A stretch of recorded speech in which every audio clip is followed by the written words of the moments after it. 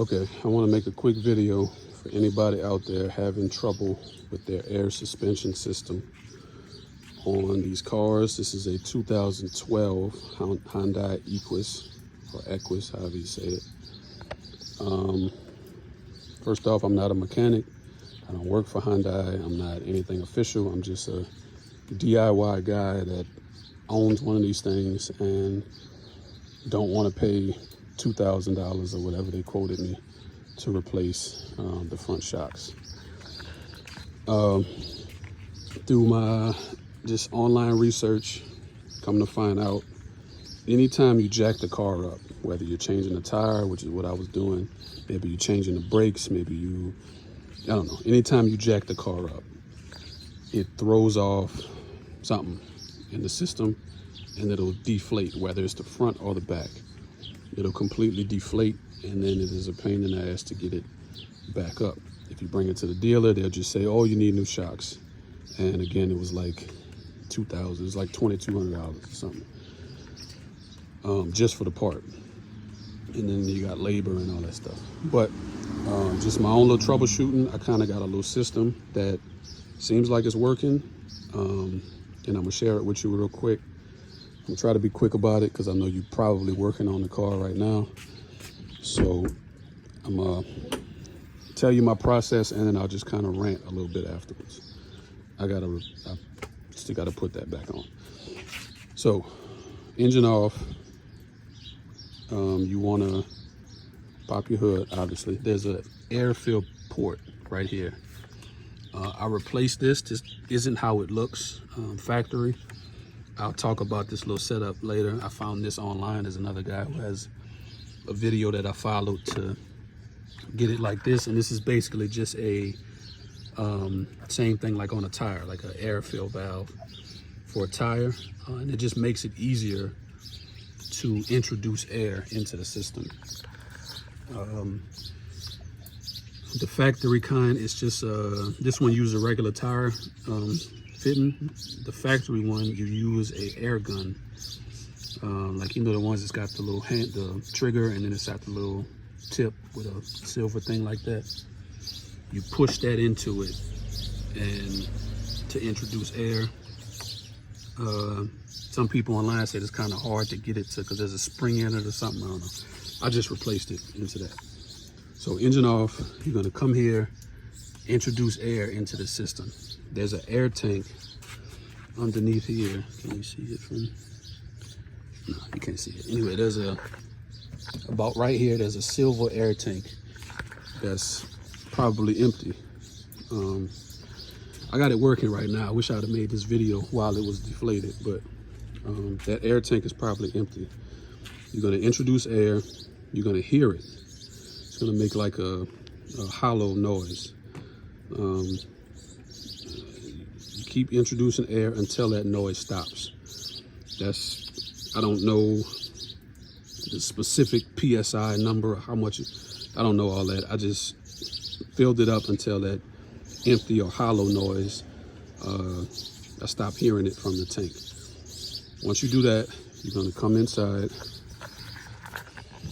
of the car. And you're not cutting the engine on. You hit it once, it lights up like that. Then you hit it again. Everything's gonna light up. It's gonna go through the whole little system check deal. And it's not gonna do it now because I got it re-inflated, but when it's empty, you can hear the suspension system or whatever, air and everything up. You can hear it. It'll make like a psst. You can hear something, the motor kick on and everything. Once you hear that, you're gonna introduce more air into the system. You're probably gonna hear that hollow noise again from the tank.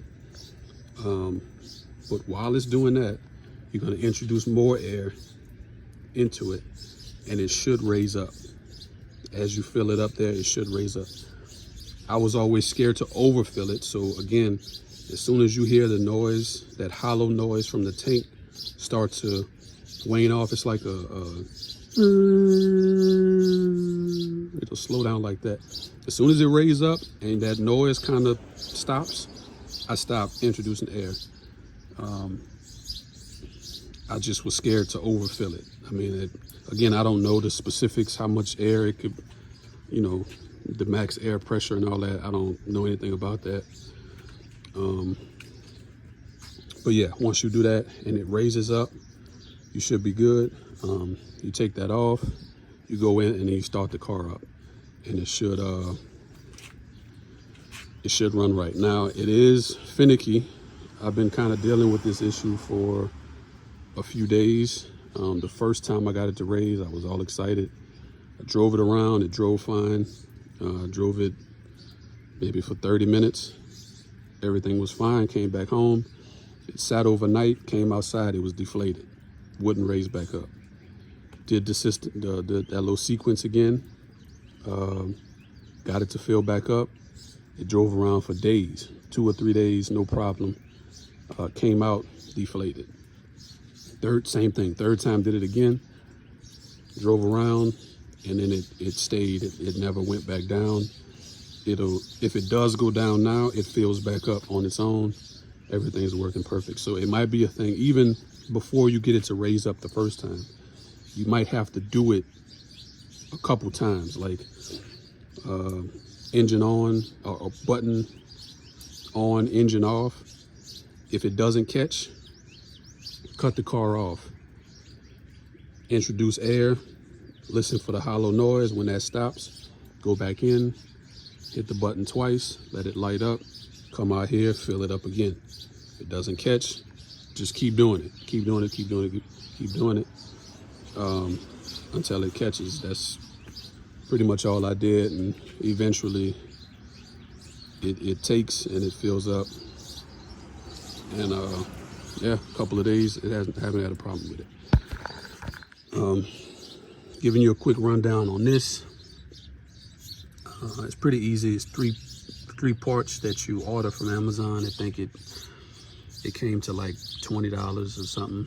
No, it was less than that. It might have been like $14 or something. It's less than 20. But you need a see that blue right there? That's a 6mm quick connect fitting for air hose into 1/4 inch threads, NPT threads. So 6mm quick connect to a 1/4 inch threads. Then you need a 1/4 inch coupler,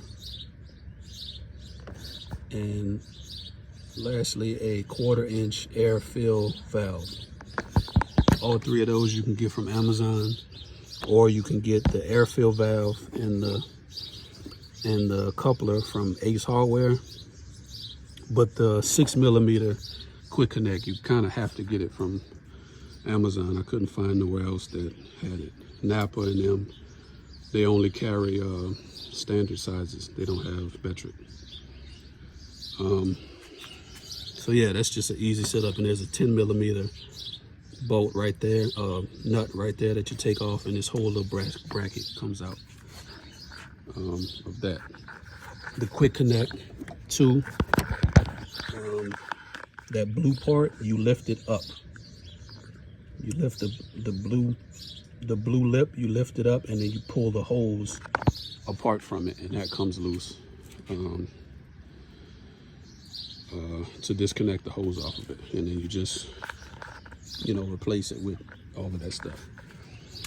So that's the first little hack that I had or learned online while trying to mess with this stuff. And then the second one, there's another guy online that claims if you reset the system, that'll fix the suspension problem. It never worked for me, but I was trying it, so I'll share it with you. I don't know, it might work for you, I don't know. But what he claims that you do is you come back here to the battery. This is a 10mm socket.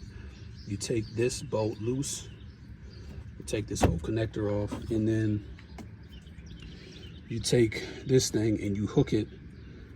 You don't touch the battery terminal, not the actual battery terminal, just the connector. You hook this into the connector, pull it away from the battery terminal, and then you touch it to the positive, I guess, to eliminate any electrical current that's in the system. And he claims if you do that a couple times, then that'll reset something and it'll reactivate the system. It never worked for me, but I was doing it. So maybe it'll work for you. I don't know. So try that. But shit.